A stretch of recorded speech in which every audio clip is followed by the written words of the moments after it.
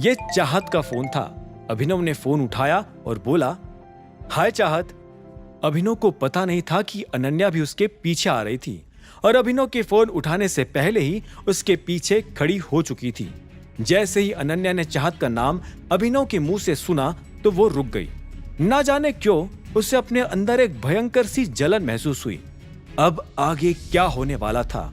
आखिर क्यों इतनी रात को फोन किया था चाहत ने अभिनव को?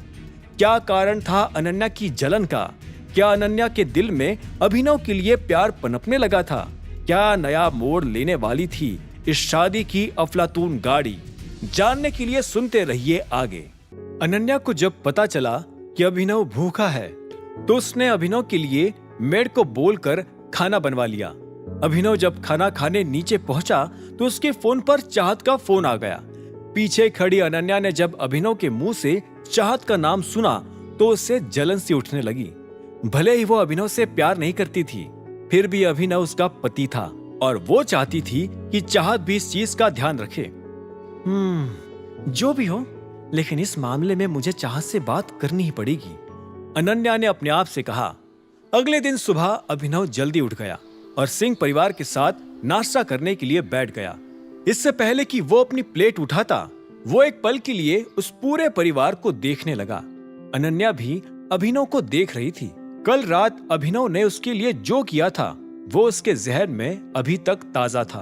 वो रात भर से कोशिश कर रही थी कि इस बारे में ना सोचे, लेकिन वो अपने आप को इस बारे में सोचने से रोक नहीं पा रही थी। जब शर्मिला ने अपनी बेटी को इस तरह से खोया खोया सा देखा तो वो बोली, क्या हुआ अनन्या, तुम ठीक हो? हाँ, मैं ठीक हूँ। वो बात यह है कि इतने में अनन्या की छुरी जैसी तीखी नजरें सीधी सनी से जा मिली।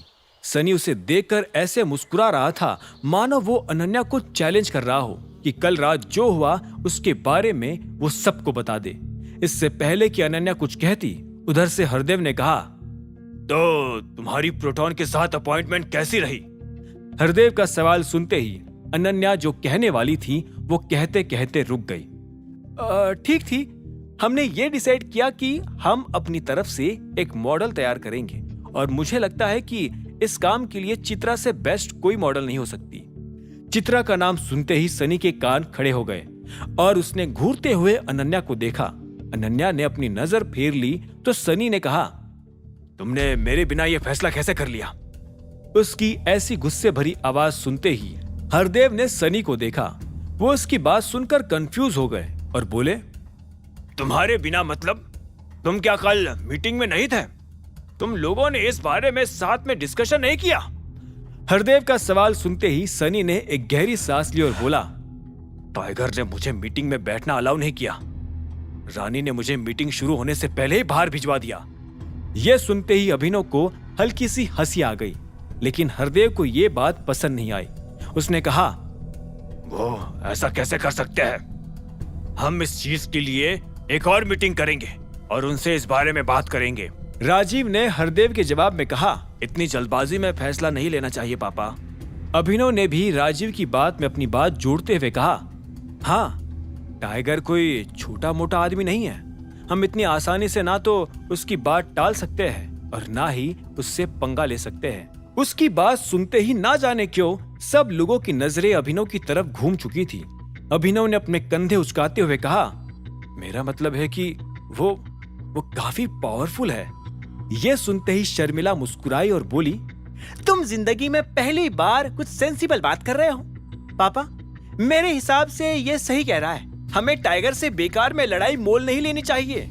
अभिनव ने आगे कहा, हाँ, वरना उसकी नाराजगी हमें भारी पड़ सकती है। हरदेव ने उन सभी लोगों की बातों को सुना और फिर एक गहरी सांस लेते हुए कहा,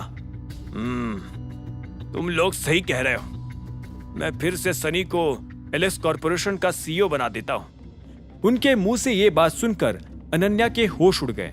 उसकी आंखें फटी की फटी रह गई और उसने कहा, क्या? हाँ, वो पूरी कंपनी का क्रिएटिव प्रोजेक्ट मैनेजर रहेगा और अनन्या एलएन मटेरियल की सीईओ रहेगी। हम प्रेसिडेंट की पोस्ट को कैंसिल कर देंगे। हरदेव ने कहा। उनकी बात सुनकर ऐसा लग रहा था कि वो रात भर से यही सब सोच रहे थे। अनन्या को उनकी बात सुनकर अपने कानों पर विश्वास नहीं हो रहा था। अब उसे रह रहकर अभिनव की बात याद आ रही थी। अभिनव ने उसे वार्न किया था, लेकिन तब तो अनन्या के कानों पर जू तक नहीं रेंगी थी। अभिनव जो कुछ भी कहता था वो सब आखिरकार सच हो गया था। हरदेव सिंह सनी को ही फेवर करने में लगे हुए थे। आगे की कहानी जानने के लिए देखें अगला एपिसोड सिर्फ पॉकेट एफएम के यूट्यूब चैनल पर, और द रिटर्न ऑफ टाइगर के सारे एपिसोड्स को सुनने के लिए डिस्क्रिप्शन में दी लिंक से डाउनलोड करें पॉकेट एफएम ऐप।